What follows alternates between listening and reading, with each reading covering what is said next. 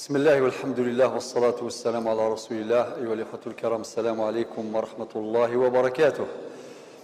هذا هو المجلس العاشر من مجالس علم الفرائض، وقيل المجلس 10 ذي علم الفرائض. السماء يرضى ربي سبحانه نكمل نخدم تطبيقات ديزيكزيرسيس، يعني تمارين عن ميراث الجد. أذكركم باختصار، قلنا للجد الصحيح العصبي وضعان في علم الميراث، وضعان. الوضع الأول حيث يوجد الجد ولكن ما يكونش معاه الإخوة، بلا إخوة، لا أشقاء ولا شقيقات ولا من جهة الأب، يعني إخوة وأخوات من جهة الأب. أما الإخوة لأم ما ذكرناهم. لما؟ لأن الإخوة لأم يرثون كلالة، الإخوة والأخوات لأم يرثون كلالة، والمراد بالكلالة من لا أصل ولا فرع له، يعني يرثون من المورث إذا كان المورث لا أصل ولا فرع له. والمقصود بالأصل الأصل المذكر، الأب وأب الأب مهما علا، والفرع الوارث مطلقا. ميل الجد أكذ وين يموتنا كني إيجاد يجمس يماس أو التماس يماس ما يأثرش، ولكن نقصد أثمث شقيقا ثيستمث تشقيقين أثمث سباباس يستماس سباباس. ميل يموت ولجد الجد ذاك يسعى أربع حالات. الحالة الأولى يرث الجد السدس فرضا عند وجود الفرع الوارث المذكر للمورث. ما يمثيون يجد ميس نغميس نميس ويجد جديس هذا يورث في 6 السدس انسيزيام. الحالة الثانية يرث الجد ميراث السدس فرضا زائد الباقي تعصيبا عند وجود الفرع الوارث المؤنث للمورث. الحالة الثالثة ما يمثيون إيجاد جديس، إيجاد يليس يليس نميس. أهضر فين ديجان فين يموت لنا ما دينا غيجاد معناه إلا قات برونشي مباشرة وين يموتن. النسبة دائما تعود إلى المورث، الميت المورث. إذن الحالة الثالثة شحال يورث الجد؟ هذه يورث 6 فرضا عن طريق الفرض، وذيروا الباقي أين يقول يورث. الحالة الثالثة هذه يرث الجد الباقي تعصيبا عند وجود أصحاب الفروض وعند عدم وجود من ذكر، أي بلا فرع وارث مطلقا سواء كان ذكرا أو أنثى. ما يمثيون مثلا إيجاد يماس، إيجاد تمطوثيس، إيجاد جديس. جديس لقى شحال راه يورث؟ هذا يورث الباقي. أين اللي يقول خاطر ولاش الفرع الوارث. الحالة الرابعة، في الحالة الرابعة الجد يحجب حجب حرمان بوجود الأب طبقا لقاعدة الحجب إذا أدلى، يعني من يدلي إلى المورث بحاجب أو بواسطة يحجب بوجود تلك الواسطة. من أدلى إلى الميت المورث بواسطة يحجب بتلك الواسطة. ما يمثيون إيجاد فافاس إيجاد جديس. إيفان فافاس هذا يوم أري ورثن جديس أثي حجب فافاس، هذا فافاس هذا جديس صافي. إيفان فافاس يقارفن أرونا يموثن ماشي جديس. الوضع الثاني للجد تجاوك لا ريفيزيون مراجعة.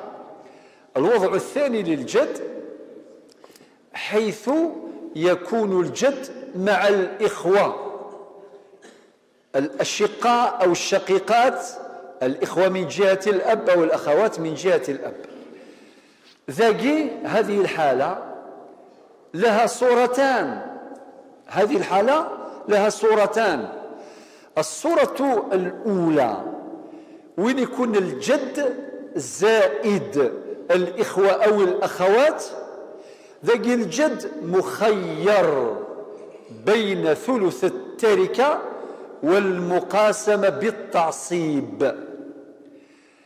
ما إلا نفاد ذي الحالة الصورة يثم زواروث الجد يوني موثي جد جديس يجد أثماثنيس طبعا باقي مثال يول نغسين يوث نغسناث لا يهم نخلظل لا يهم ذاقي ذن كنا ناس يختارني الجد نغاوند ذن كنا ناس يختارن أنخدم لي بروبابيليتي الاحتمالات واس نختار أمور يلهان واس نختار نصيف يلهان الحق يلهان ذن كنا ناس يختار أكا يستختار شرع ربي سبحانه الجد إفكاس القدر ولا ذي الميراث إفكاس القدر خاص وتتفضر كذي الورثوية إطلاقا والإفكار مسيم ذن بضر جد نعطل ويضاكن سعدات السهالة نبض الجد أقلق نحو استوي. تجي الجزء الثالث من حلقات من المجلس الثالث أو الجزء الثالث في ميراث الجد. دي الصورة الأولى أنا كذننا أثنستختير إما ثلث التركة أو المقاسمة بالتعصيب. نفكد في الأمثلة درسني عدنا سيدا غاد نفكد الأمثلة إن شاء الله. ما الصورة الثانية؟ الصورة الثانية عند أذيل الجد زائد الإخوة أو الأخوات زائد صاحب فرض، خلافا للصورة الأولى. الصورة الأولى يكون فيها الجد زائد الإخوة والأخوات بلا صاحب فرض. أما الصورة الثانية يكون فيه صاحب فرض، إما البنت إما الأم إما بنت الابن إما المهم يكون صاحب فرض آخر. وين يورثن مدينة صاحب فرض وين يدي في ضرب القواليس يوصيكم الله في أولادكم للذكر مثل حظ الأنثيين فإن كن نساء فوق 30 فلهن ثلثا معنى دوتير ثلثا ما ترك وإن كانت واحدة يعني يوث فلها النصف أندمي. وبعدين ويروح بعدين ربي ولأبويه لكل واحد هما السدس مما ترك إن كان له ولد وإن لم يكن له ولد فورثه أبواه فلأمه الثلث مثل الثلث الربع سدس ثقة معناتها وقال اسم أصحاب الفروض. ذي الحالة يجي الصورة يجي الثانية من الوضع الثاني الجد مخير إما بين إما سدس الميراث سدس التركة أو ثلث الباقي بعد أصحاب الفروض وجي خلف ثلث التركة دناكني يجي الثلث الباقي بعد أصحاب الفروض إما احتمال ثالث المقاسمة بالتعصيب لان تروا بروبابيليتي ثلاثة الاحتمالات معناتها كل مرة نفضو إلى قاس نفضو الطريقة يجي أسنختير إجديثنا نصيف نقران. ثرى يتفضل الشيخ صاحب الخط الجميل أغديرنو إن شاء الله المسائل يكتبوها وبعدين تفضل الشيخ كاس كان تاويل كان الشيخ الخط جميل السمغري ثم ماكسيموم شو اللي عندي كتب بسم الله الرحمن الرحيم هذا كيناك كتب السوف ديال الماس انا كنخدم الظاهر ديال كل هذا مكتوب على كل حال السمي الهان. عليكم السلام الشيخ بارك الله فيك. صافي كتب بسم الله الرحمن الرحيم في الوسط وبعدين بذو المسألة ذينا ايوه بسم الله الرحمن الرحيم. سأملي بعض الأمثلة على الشيخ وبعدين نحلوها إن شاء الله يوثي واث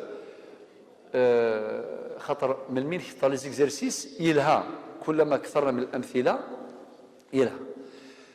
ثورة الشيخ المسألة الأولى كتب كان واحد ذا القرآن واحد باش كان ممتاز مات عن أم ثيمات أم تحتها بنت ابن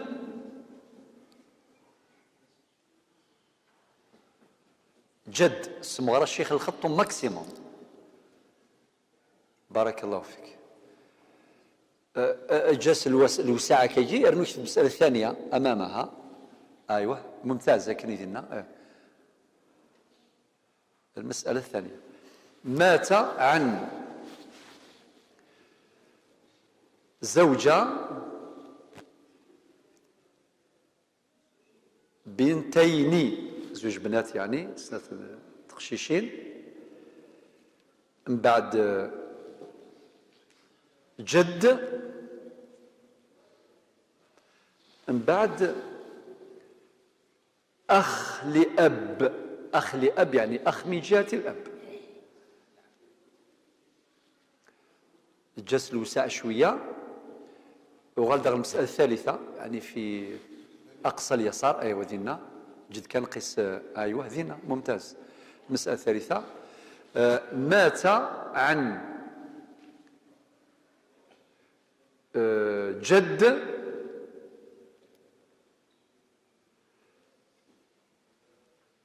خمسة إخوة أشقاء. خمسة إخوة أشقاء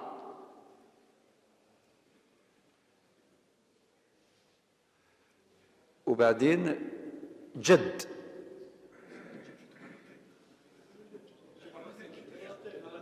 مرتين. لا لا اسمح لي. كان الجد الثاني صافي جد خمس إخوة أشقاء. نعم يكفي الشيخ داير. واخاطي خير تجي الفراس تجي الفراس نهضر ميدنا الجد معناه الجد الصحيح. ثورة الشيخ اروح هكا ذاكي في وسط في اعلى السبوره يكتب المسألة الأكدرية. كتبيت بخط كبير جدا خاطر ثاكي كي جوعرنا كي ديال الميراث هاكو. المسألة الأكدرية. الأكدرية بين قوسين الغراء. الغراء بين هاكني الغراء. ذاك الشيخ كتبت بالطريقة دي نستغل الصبورة كامل في أقصى اليمين. ماتت سموار الشيخ إلى عنيتي عيوذ سموار كتبتها الله يسلمك كي حوز ربي. أيوة ماتت امرأة ثموت مطوث من بني أكدر. يوث القبيلة من بني أكدر. فقلنا العرشيس نغث الدرثيس صاحية الشيخ تركت زوج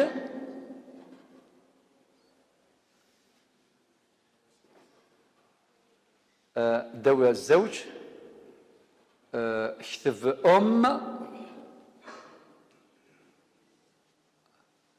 الدو الأم السبع الشطح داعي الفراغ يعني. كتب أخت شقيقة. أخت شقيقة وبعدين جد. ممتاز. هذا مكان الشيخ بارك الله فيك وأنت مشكور. ستر الشيخ بارك الله فيك. كمل الأجر يديك بارك الله فيك. ستر وخدم الجدول يعني. ممتاز. ثورة جماعة الخير أصعب مسألة في ميراث الجد تنقالو ثاكي. ثورة نخدم هذا كاين شوية لي شوفمون بعدين نسال ثاكي قوارني ياك خاطر ثاكي في نفس الوقت مادام الشيخ راه يكمل الجد كي نقصد راه ماتيرنال ماشي ساكي نقرا واكي نقرا باترنال. طبعا قاعد يحكوا حضرنا في البدايه نسفهمت باللي اد نهضر في اب الاب نسفهميتني ذاكي ناديو يسعى بافاس يسعى يماس يسعى بافاس قماس باباس مباباس باباس قماس جديس ماشي ذوقي فنقرا ساكي خاطي. باباس مباباس كان انا هضر في باباس مباباس خاطر باباس مباباس وكي مقارن الجد العصبي وكيف نسمسلي ثوره مالاد الجد نين الرحمي وين جدي سني ماتيرنال وين وحدس وين تنغر مع ذوي الارحام في لا تروازيام كاتيجوري ديال الوراثه لان اصحاب الفروض اقلق ذيك السن لان العصبات انفذوا ذيك السن هسه نخدم المقدمه بدايه ذي خاتمه الدرس اليوم مجلس اليوم اباري نغر ذوي الارحام واحد السن ذينا نغر الجد الرحمي هذا هو وربي يقدر خير ان شاء الله ركزوا معايا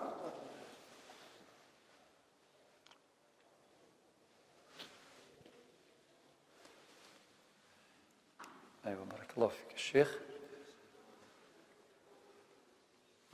الجداول طبعا ذي الفرائض ما نوتير ميخ من الفريضه ويخدم لك مباشره اكديني المساله اصلها من كذا وتصح من كذا حتى كي يخدم تصحيح المساله وزرها شويه لانديس معناتها اللي ما يعرفش الفرائض شكرا الشيخ جزاك الله خير الجزاء يعطيك الصحه الشيخ لو كان لعبهم زراعي من الفرائض وزراها اكيني اصلها 24 وتصح من 720 اندوزر 720 وزراها الاكسبير ما عندوش دور الاكسبير اش يخدم يمقل الانصبه هذه وثيمات شحال الساعه مثلا 46 720 الاكسبير الكوتي تكنيك يخدم هذه يفضو يذري من الني نغ تريكاني نغ اما ذا ذري ما تمور ثم تزمور ثم يفضو 720 ادي السفر 46 يمورن 720 واثني في كيف يماس نغي يجي داس كذا صافي لذلك طريقه يجي اغتعون مليح خاطر سي ميثوديك يعني بطريقه منهجيه ثورا نفذو مات عن بنت ابن جد ندا يتمثل ميتو في الجد ديال المساله عصرحك الا قد السيول ضوك يثمو سنينك ذو واش نهضرك نين المقدمه نين السيول تصنيف لو كلاسمون تصنيف مهم ذاي اي نصنف هذه المساله الاولى نصنفها ضمن الوضع الاول يعني وين ما كاينش الاخوه والاخوات ولاش الاخوه والاخوات صافي المساله نطبق في نفس الحالات نغرى ديال الوضع الاول الام كم ترث ذاكي دائما ان شويه الفراغ اكاكي اكا الانصبه صافي الام ترث السدس اي غير السدس لوجود الفرع الوارث وقف التبرير الجوستيفير لماذا السدس الناد باللي الام ترث السدس في حالتين الحاله الاولى عند وجود الفرع الوارث مطلقا والحاله الثانيه عند وجود جمع من الاخوه والاخوات مطلقا صافي بنت الابن ذاك السدس بنت الابن ترث النصف نغرات لانفرادها وعدم وجود عاصب وعدم وجود البنت الصلبيه ثلاثه المبررات ثلاثه الجوستيفيكاسيون هكا قال الجواب صحيح الجد هنا بارك الله فيك يرث السدس زائد باعين السدس فرضا زائد الباقي تعصيبا لماذا؟ لوجود الفرع الوارث المؤنث لو كان ذاكي ذا قشيش قلان ذميس ذميس نميس أذ يورث الباقي ولكن الجداد يورث كان سيزيام السدس فقط ولكن وجد الفرع الوارث المؤنث أذ يورث السدس فرضا معنى فرضا زائد الباقي تعصيبا هذا غادي نكمل الدروس ديال دون مازال مسألة تكمل أن الحو نكمل المتساجرة أدناويد حالات واقعية أما ثمور ثم تزمور ثم ذي المال ذي زقاران ذي ذريمان كلش هذه دناوي ذاكي أتنفضوا سوا شو ثورة نخدم ستاج براتيك إلى قلنا نفهم في مسألة سوا ذاكي كيف ميراث دائما شوية الفراغ لماذا؟ باش نخدم الأنصبة هذا يلا الزوجة كم ترث؟ ترث الثمن ان ويتيام الثمن. لماذا؟ لوجود البنتين، الفرع الوارث. البنتين شحال يورثوا؟ 2/3، 2 لماذا؟ الآية يوصيكم الله في أولادكم للذكر مثل حظ الأنثيين فإن كن نساء فوق 2 مع 2 أكثر فلهن ثلثا ما ترك، يعني 2 على 3. الجد وكذا الأخ. مد يفيض الجد، أين نصنف هذه المسألة؟ أولا هناك الجد، ثانيا هناك الأخ، ثالثا هناك صاحب فرض. صافي تدخل في دائرة الصورة الثانية من الوضع الثاني. مع تهوين الجد مخير، يا إما أذي يورث ألف، إما ذي يورث سدس التاركة باء، إما ذي يورث ثلث الباقي جيم، إما المقاسمة. لن 3 احتمالات، ألف باء جيم. أنا في ذاك شو سيلهاني الجد خاطر ميت خدم ضاء تكملض باش يهديفان 8 معناه ذاك 24. أصل المسألة 1 تاع 24 شحال؟ 3. 2 تاع 24 شحال؟ 16.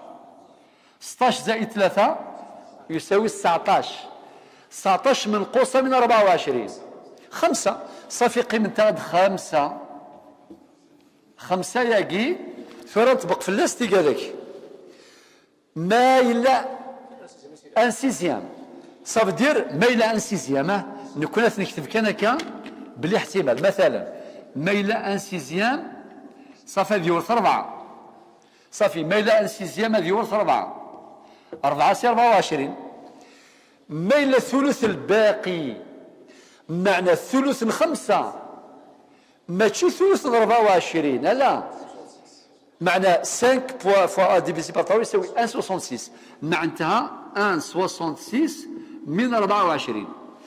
إما إلى المقاسمة، معنى 5 ديفيزي بار 2 يساوي 2 على 2.5. مي كتبان هكا واحد سكان واحد سادفان. نيرون دايث مثلا الإنسان كيدرب مليح في المسائل، أذي يخدم الحساب الذهني، أتيوالي كان أذي ولي الورثة اللي زيرتي هكا ذهابا إيابا أكيني ذا شو سلاقا.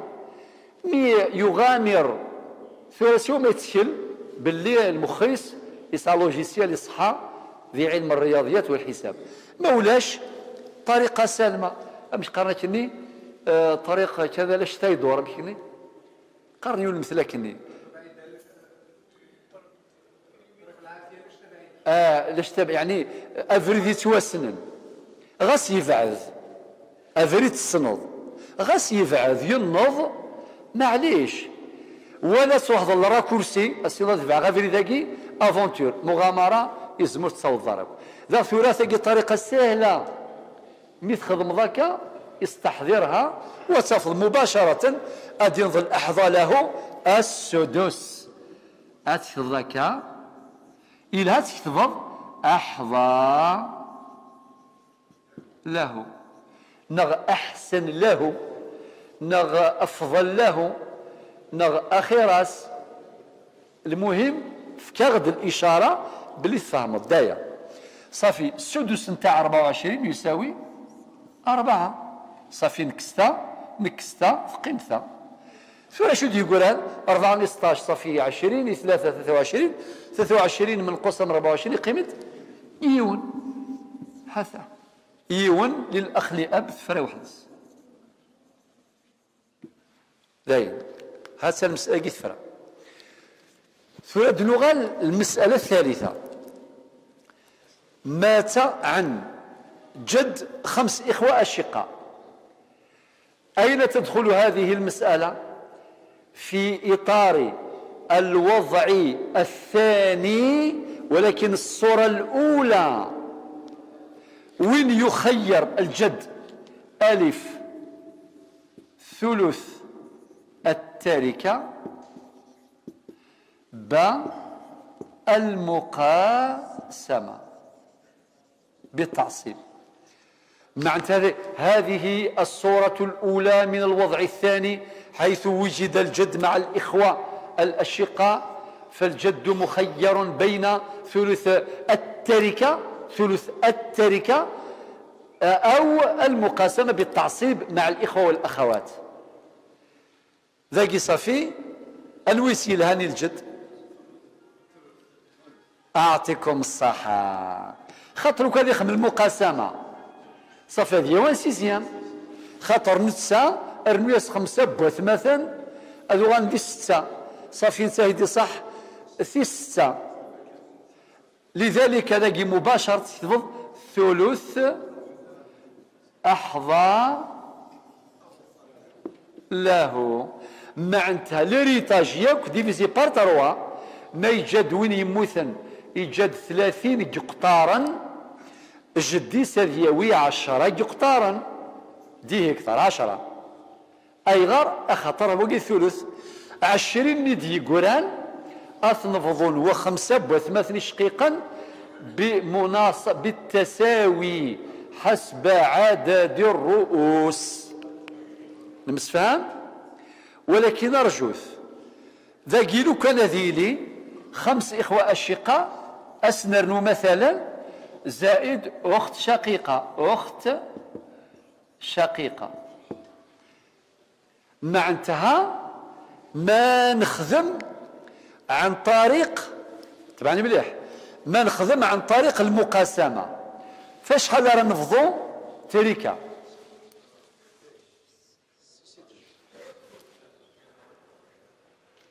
فاش نفضو؟ أي غير 7 يون الجد 5 أكذ الأخت شحال؟ سيدي يوقع الجواب عبد كان أي غير 13 صحيح 5 فوا خاطر ذاكي 5 فوا 2 10 ذا الجد فوا 2 12 ارمياس الأخت الشقيقة 13 6 فوا 2 12 بلس 1 خاطر بارك الله فيك نعتبره أخا شقيقا. خاطر عاود بليزيور فوا كنت قارغ المقاسمة بالتعصيب ساعدون دا ميساج ذاكي فور مادام ناخد المقاسمة بالتعصيب معناتها أتحسفظ جدي سمكن ذاك ناس آثان أو كوني شاطرين ما شاء الله طلبة مجتهدون.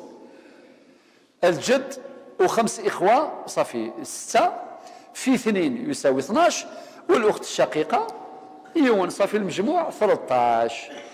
طبعا ذاك يكون الجد ميقبوين ثلثي ناس الجد ميقب ثلاقيتين سيبويت نورمال هي عقالين بصحتكم أين كنت يقولان نبروك في اللون من المهم يحر دم موريس نغنو كلين نحرص دم موريس نمسفهم هذا فردقي نروح مباشرة إلى هذه المسألة اللطيفة نبدأها سمحتي كان اسمه ورا الشطح كان باش أتحرك ب أيوه يلا أتنسمو ورا الشطح أكاكي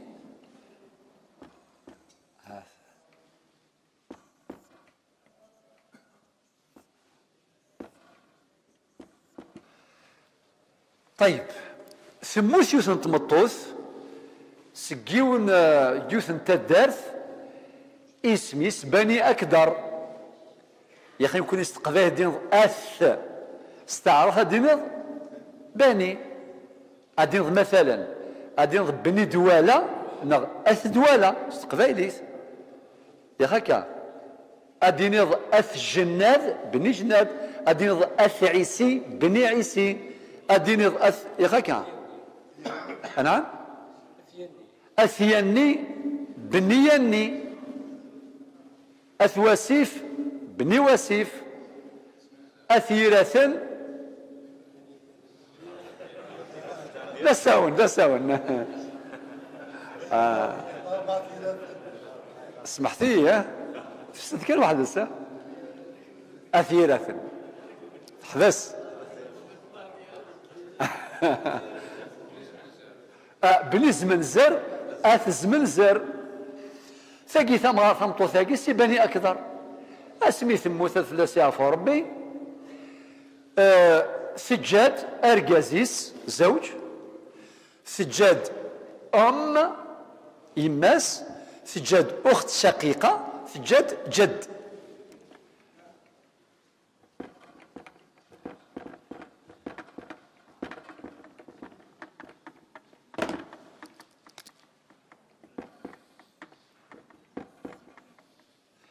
يلا الزوج كم يرث؟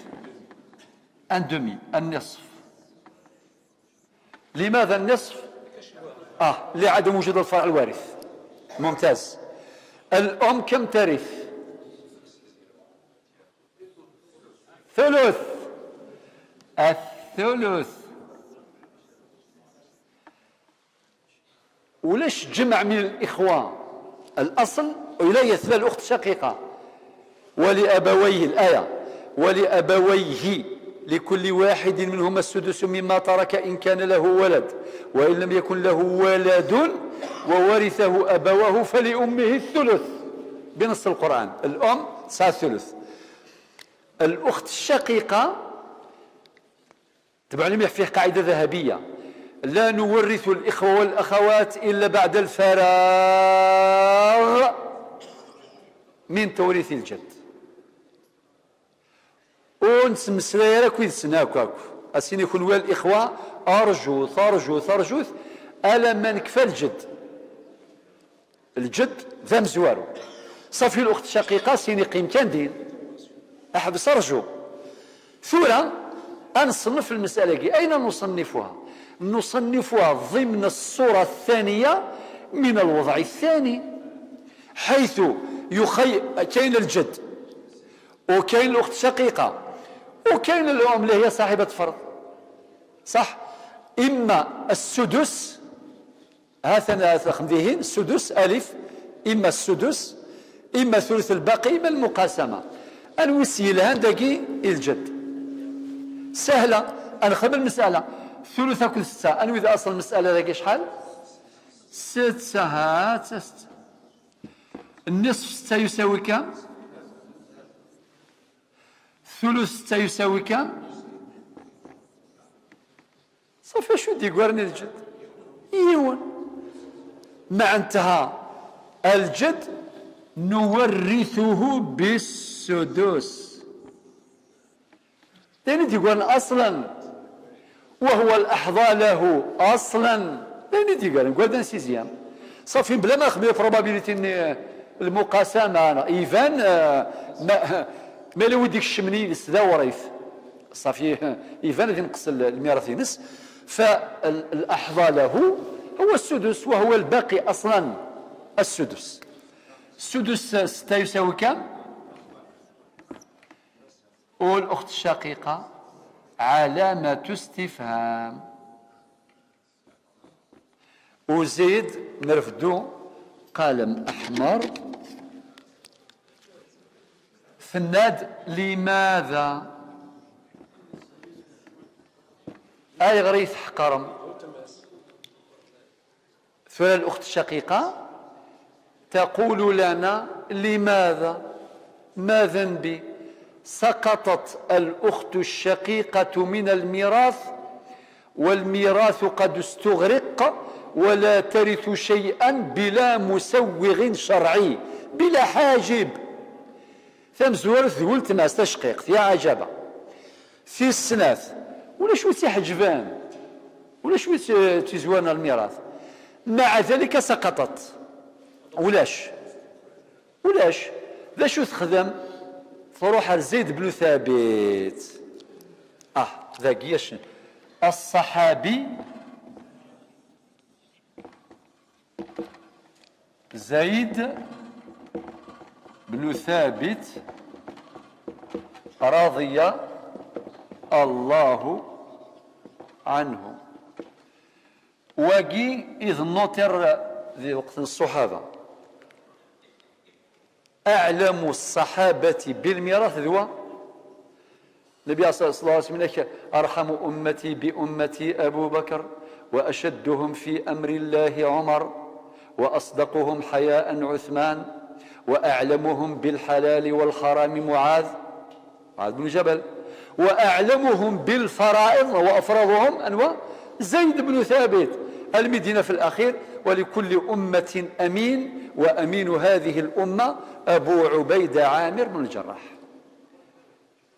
إفراتي زيد بن ثابت زاشو يخدم غالا عسو مليحة شادين ثورة انسث من بني أكدر. ماذا فعل؟ إن ياس يلا هذيك الثورة اللي ماذا وهذيك الساعة لما استفهام كل شيء يروح. إناس يلا تبعوني أصحاب الرياضيات يلا. إناس الأخت الشقيقة ترث النصف. نعود إلى أصل ميراثها حينما تكون منفردا كم ترث النصف؟ مثل واحد تساوي النصف. يلا النصف سيساوي كم؟ 3. وكنجمعوا 3 زائد 2 زائد 3 زائد 1 يساوي كم؟ يساوي 9. المسألة عائلة. يلا 9 اتفقنا. ومن بعد واش دار زيد بن ثابت؟ إناياس نجمع 3 نتاع الأخت الشقيقة أو كذا 1 خاطر مصير مشترك يجمع إذن 3 زائد 1 يساوي كم؟ 4 صح؟ جمعنا ميراث الأخت الشقيقة مع الجد 4. الآن إناش أروح نشوفوا العلاقة بين عدد الأسهم وعدد الرؤوس. هل هناك انكسار في المسألة ولا لا؟ 3 تقبل قسمة على الزوج نعم. 2 تقبل قسمة على الأم نعم. 4 مقسومة على كام؟ الجد والأخت الشقيقة كام؟ 3 الشطرين 3. لماذا؟ لأنه هيا نطبقوا القاعدة للذكر مثل حظ الأنثيين. صافو غالمداقي 3 هثا مع انتهى الجد يسعى سين والأخت سعيون. 4 هل تقبل قسمة على 3؟ لا هناك انكسار خطر فيها فاصلة ثقي سندرسوه بالتفصيل إن شاء الله. 4 لا تقبل قسمة على 3 ونزميران ديفيزي 4 في 3 هتسوى 1 وعلم الفرائض لا يقبل 1.33 لا يقبلش. إنك المسألة تحتاج إلى تصحيح. طبعا موضوع التصحيح لم ندرسه بعد ولكن نشير إليه الآن للضرورة فقط وسندرسه مفصلا في مجلس مستقل. العنوان كاين التصحيح ماشي سقف نغار سقف الشطح كان إشارة خطر الحواجز. يلا إذن هناك انكسار. فإذا انكسرت المسألة تحتاج إلى تصحيح. كيف نصحح المسألة؟ نضرب عدد الرؤوس المنكسر عليهم يعني 3 نضربها في واش؟ لا بقى شوف تبعني مليح باش ما تنساوش. 3 نورمالمون المفروض نضربها في 6 ولكن المسألة عالت. مادام المسألة عالت نخدم ذاكي اد ندور نضربها في 9 صاحت والشاطرين ني ندخل وي شاطرين صافي. 3 مضروبا. المفروض كيف تصاح المسألة؟ يضرب عدد الرؤوس المنكسر عليهم في أصل المسألة لإزالة الانكسار ولكن نظرا لعول المسألة صارت عائلة ذاكي باش ما يكونش خطأ ذي علم الفرائض نيران دايث مثلا لي سيلولينيك سكواس مي تقارض بروميراني أذ خدمت الفرائض. يزم هذا يعيشون 80 سنة أذ ينطل المخيس كونجلي يرث كونجلي يوث كان كني يدود وين يفغان لي سيلو الانسان خدمت مليح علم الفرائض.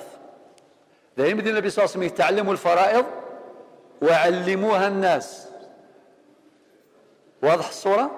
هذا أول علم يرفعه وينتزع من الأمة. ذو قيث العلم مزورة يروح هذه فرفر ذقني ما يبقاش. رسالة وصلت. نقول لكم هكا باش الإنسان عاقل يركز هذه كونسونطري يجتهد في فهم هذه المسائل. إذن ممكن أي خلل يؤدي إلى خطأ أو أي غفلة تؤدي إلى خطأ. ثلاثة عد رؤوس منكسر عليهم المفروض يضرب في أصل المسألة ولكن المسألة عالت إذن يضرب في عول المسألة. 3 في 9 يساوي كم؟ صاحت والشطرين. أنكتب ذاكي 27. الناس ذات ألف ميم جيم. الندوقي هو أصل مسألة جديد. اتفقنا؟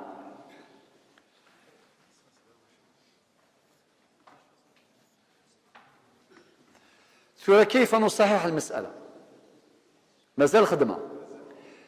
نأتي بالعدد الذي صححت به المسألة ونضربه في جميع الأسهم السابقة.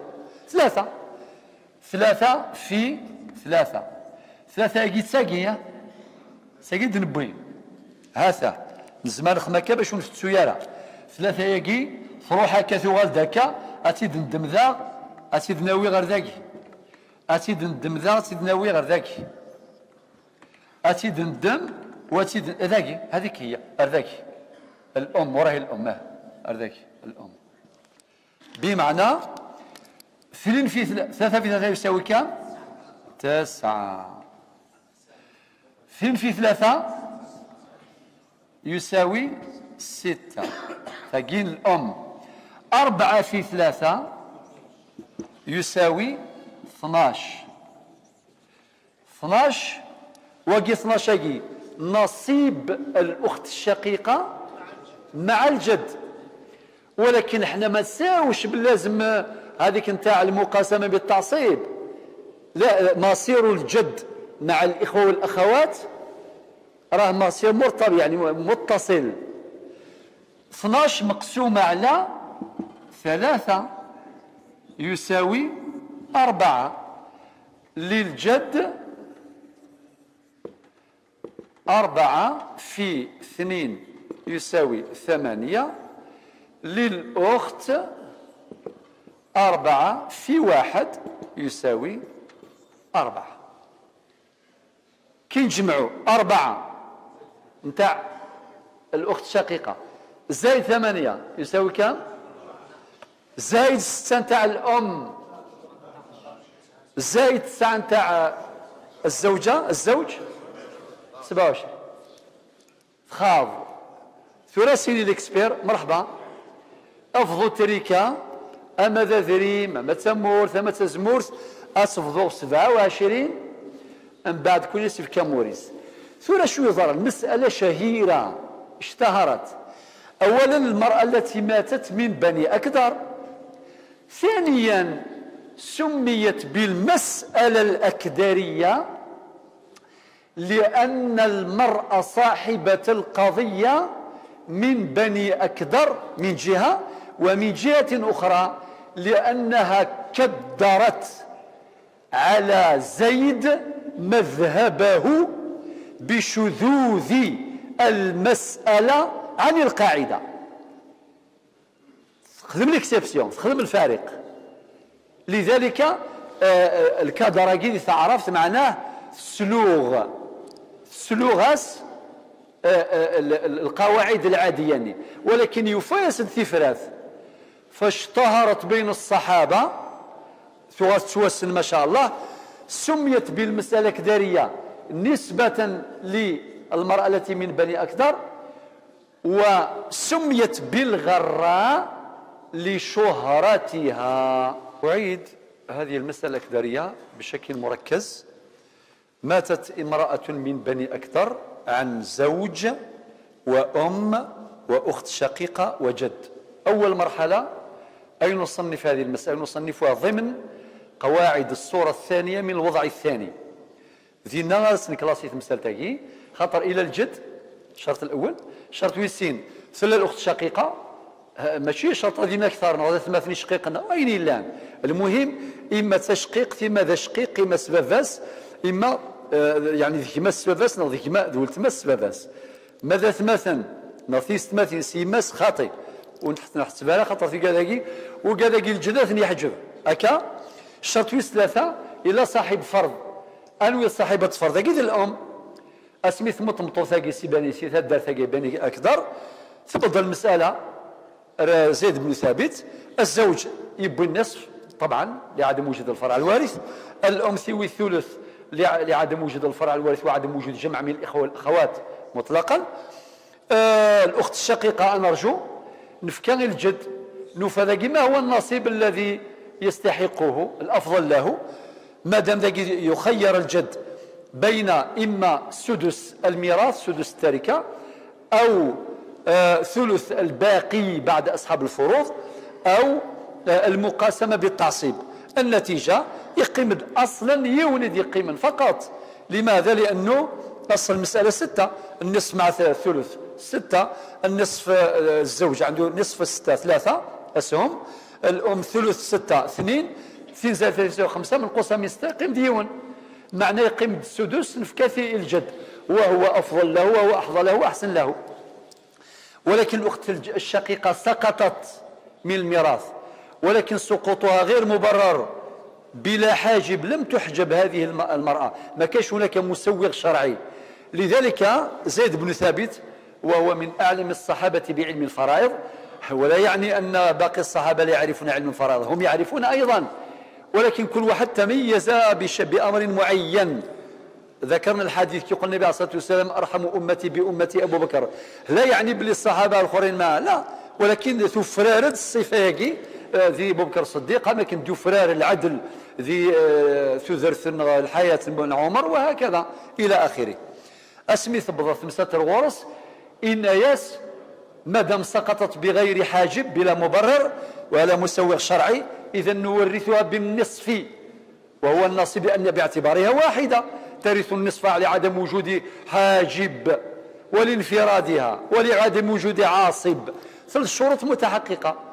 إفكاس النصف بثلاثة من أصل 6 المسألة كي نجمعوا 3 مع 2 مع 3 مع 1 يساوي 9 إذا المسألة عالت صارت عائلة. وقلنا المسائل 3 إما تكون المسألة عادلة إما تكون قاصرة إما تكون عائلة فهذه عائلة لأن عدد الأسهم أكثر من أصل المسألة. أصل المسألة 6 عدد الأسهم مجموع الأسهم 9 يلا. ولكن زيد بن ثابت تعامل بقواعد جديدة تناسب الوضع الجديد في هذه المسألة الكدارية.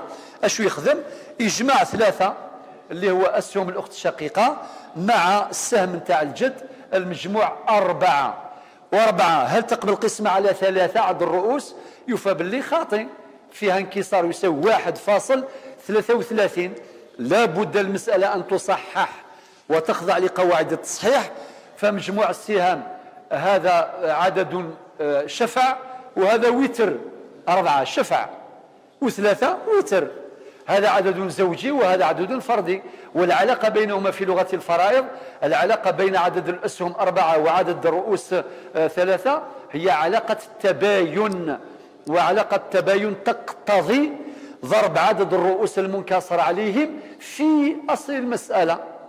ولكن نظرا لعول المسألة يضرب عدد الرؤوس المنكسر عليهم في عول المسألة يعني أنضرب 3 في 9 يساوي 27 ألف من جيم معنى هذا أصل مسألة جديد.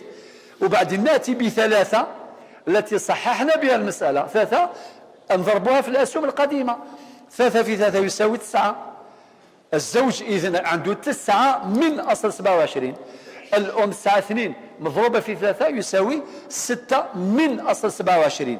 أما بالنسبة للجد أرجو 4 في 3 يساوي 12. 12 نقسموها على 3 أيغر، خاطر الجد يسعى ذاك 2 والأخت الشقيقة سعيون. 12 مقسومة على 3 يساوي 4. 4 هذه الجد إلى نطبق 2 هذه، ها 2 ها ثنتي. 4 في 2 يساوي 8 من أصل 27. والأخت الشقيقة 4 في 1 يساوي 4 من أصل 27.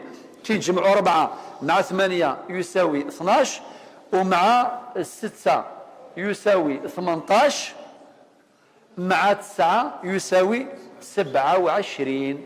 وبذلك تنتهي المسألة الأكدرية، وسميت بالأكدرية كما قلنا للتأكيد فقط، لأن صاحبة المسألة من قبيلة قرية اسمها بني أكدر، وكذلك هناك من سماها كذلك لأنها كدرت على زيد بن ثابت مذهبه من خلال الشذوذ الذي حصل في هذه المسألة، يعني خرج عن القاعدة كما لاحظتم.